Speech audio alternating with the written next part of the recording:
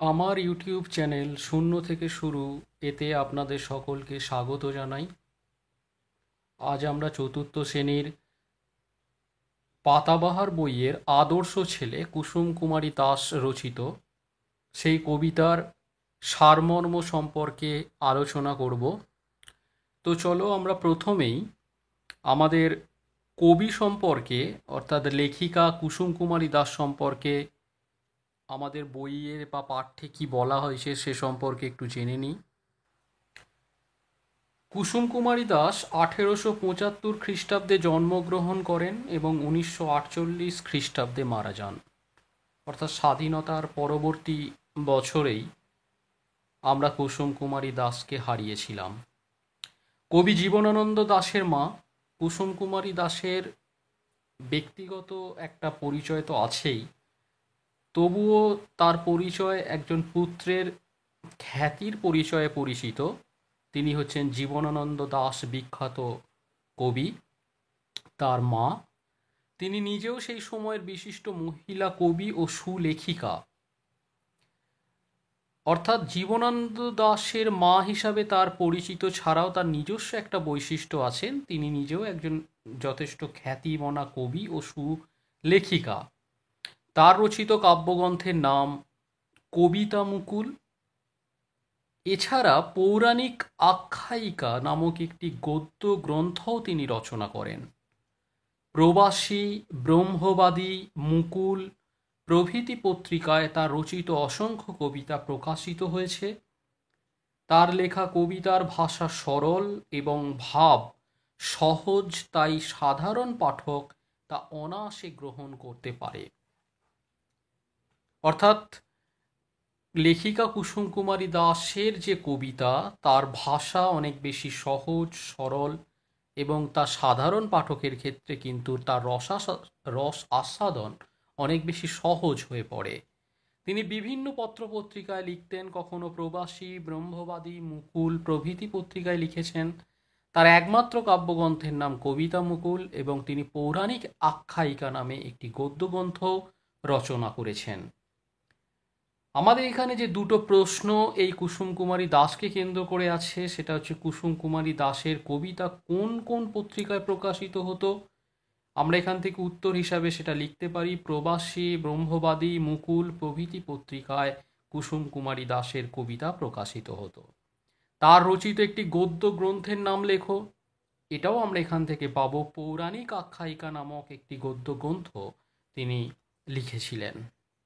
এবার আমরা সরাসরি কবিতায় চলে যাই, তার সারমর্ম বোঝার চেষ্টা করি। আমাদের দেশে হবে সেই ছেলে কবে, কথায় না বড় হয়ে কাজে বড় হবে। মুখে হাসি, বুকে বল, তেজে ভরা মন, মানুষ হইতে হবে এই তার পণ। অর্থাৎ কুসুম কুমারী দাস আদর্শ ছেলে কবিতার মধ্য দিয়ে আদর্শ ছেলে বলতে তার যে যে বৈশিষ্ট্যগুলো থাকা দরকার, সেই বৈশিষ্ট্যগুলোর তুলনামূলক আলোচনা তার কাব্য কবিতার মধ্য দিয়ে করার চেষ্টা করেছেন। তিনি মনে করেন পরাধীন ভারতবর্ষে প্রেক্ষাপটে রচিত এই কবিতাটি, এবং সেই প্রেক্ষাপটে স্বাধীন ভারতবর্ষের স্বপ্ন যাদের হাত ধরে লালিত হচ্ছিল, সেই সময় সেই ধরনের কিছু ছেলের প্রয়োজনীয়তা ছিল, যে ছেলে আদর্শ ব্যক্তিত্ববান হবে।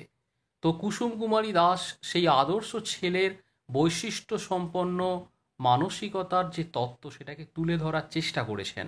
তিনি বলতে চেয়েছেন দেশের প্রয়োজনীয়তা আছে সেই ধরনের ছেলেদের, যে ছেলেরা কথায় না বড় হয়ে কাজে অর্থাৎ নিজ কর্মে বড় হবে। তার কর্মের দ্বারা সে দেশের সেবা, দশের সেবা, নিজের পরিবারের সেবা, ব্যক্তিগতভাবে সকলের সেবায় সে উৎসর্গিত হবে, নিয়োজিত হবে। সে শুধুমাত্র কথার মাধ্যম দিয়েই কখনো তার বৈশিষ্ট্যকে প্রতিভাবান্বিত করবেন না। এবং সেই ছেলের মধ্যে কি থাকবে, চারিত্রিকগত দিক থেকে যেমন সে সবল হবে, তেমন তার মুখে সদা হাসি থাকবে, বুকে বল অর্থাৎ ক্ষমতা থাকবে, এবং তেজে ভরা মন মানে যে মনের মধ্যে কোনো নিস্তেজ, ভীরুতা, কাপুরুষতা বিরাজমান থাকবে না, সেই ধরনের বৈশিষ্ট্য সম্পন্ন মানুষ হওয়ার জন্য পণ বা প্রতিজ্ঞা করতে হবে আমাদের দেশের ছেলেদেরকে, এটাই তিনি মনে করেন। বিপদ আসিলে হও আগুয়ান, বিপদ আসিলে কাছে হও আগুয়ান, নাই কি শরীরে তব রক্ত মাংস প্রাণ, হাত পা সবারই আছে মিছে কেন ভয়, চেতনা রয়েছে যার সে কি পড়ে রয়। লেখিকা বলছেন, জিজ্ঞাসা করছেন যে যদি বিপদ আসে, আকস্মিক হোক যেমনভাবেই হোক, সেই বিপদ আসার সঙ্গে সঙ্গে আমাদের কিন্তু এগিয়ে আসতে হবে। কারণ আমাদের শরীরে কি মাংস রক্ত প্রাণ এই ধরনের যে বৈশিষ্ট্য সেগুলো কি নেই? আমরা কেন বিপদকে ভয় পাব? হাত পা সবারই আছে, মিছে কেন ভয়, চেতনা রয়েছে যার সে কি পড়ে রয়। কারণ আমরা যে বস্তু বা যে মানুষগুলোর থেকে ভয় পাব, তথাকথিতভাবে ব্রিটিশ সম্প্রদায়ের যে ভয়ঙ্কর রূপ, যে রুদ্র রূপ থেকে আমরা ভয় পেতাম, পরাধীনতাকে বশ্যতা স্বীকার করে নিয়েছিলাম, সেই ইংরেজদের প্রবল শক্তিধর হিসাবে আমরা যে ভীত সন্ত্রস্ত হয়ে পড়েছিলাম, সেই ইংরেজদেরও তো হাত পা যেমন আছে, যারা আমাদের উপর প্রবল পরাক্রমে আমাদের উপর দাসত্বকে বাঁধিয়ে রেখেছিল, সেই মানুষদের যেমন আছে, তেমন বাঙালি হিসাবে বা ভারতবাসী হিসাবে যারা তখনকার দিনে বা এখনকার দিনেও যারা আমরা মানুষ, তাদেরও মধ্যেও আমাদের মধ্যেও হাত পা সবারই আছে। তাই আমরা ওই ইংরেজদের পরাক্রমশালী হিসাবে ভেবে তাদেরকে ভয় কেন পাবো, সেটা লেখিকার প্রশ্ন।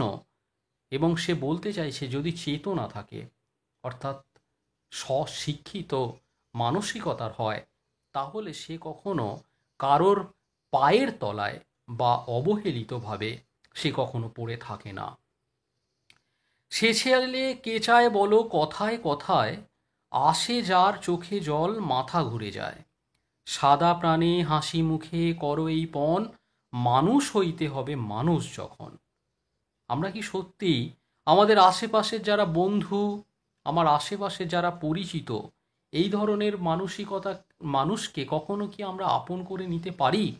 যে ছেলে কথায় কথায় যার চোখে জল এসে যায় কিংবা মাথা ঘুরে যায়, মানে যে দুর্বল, অস্থির, চঞ্চল, তাদেরকে খুব একটা আমরা বন্ধু হিসাবে, আপনজন হিসাবে মেনে নিতে কখনো পারি না। তাদের ভীরুতা, তাদের কাপুরুষতা, তাদের মানসিক দুর্বলতাকে আমরা ঘৃণা করি।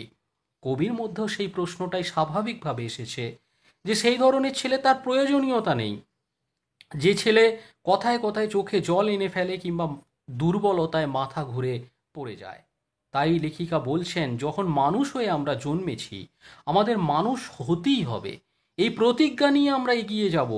আর এই প্রতিজ্ঞার উপাদান কি থাকবে? আমাদের প্রাণ হবে সাদা, সেখানে কোনো কুটিলতা, জটিলতা, কূটনৈতিক মনোভাব, হিংসা, দেশ, এগুলো থাকবে না। আমাদের একটা কোরা কাগজের মতো প্রাণ হবে, যে প্রাণ নিয়ে আমরা সদা হাসি মুখে এগিয়ে যাওয়ার প্রেরণা পাবো, প্রেরণা দেব অন্যকে। এই ধরনের প্রতিজ্ঞা নিয়ে আমরা মানুষ হবার পণ নিয়ে, মানুষ হবার আদর্শ নিয়ে এগিয়ে যাব।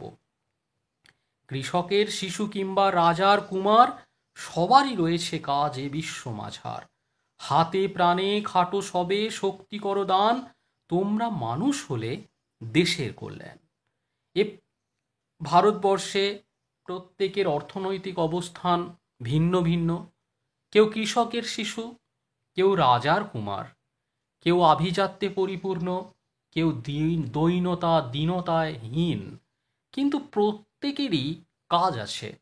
রাজার ছেলে বলে সে শুধুমাত্র কাজ করবে, সরি, রাজার ছেলে বলে সে শুধুমাত্র মালিকানা খাটাবে আর দাসত্ব করবে কৃষকের ছেলেরা, এ কখনো হতে পারে না। প্রত্যেকের এ বিশ্ব মাঝারে প্রত্যেকের নিজস্ব নিজস্ব কাজ আছে।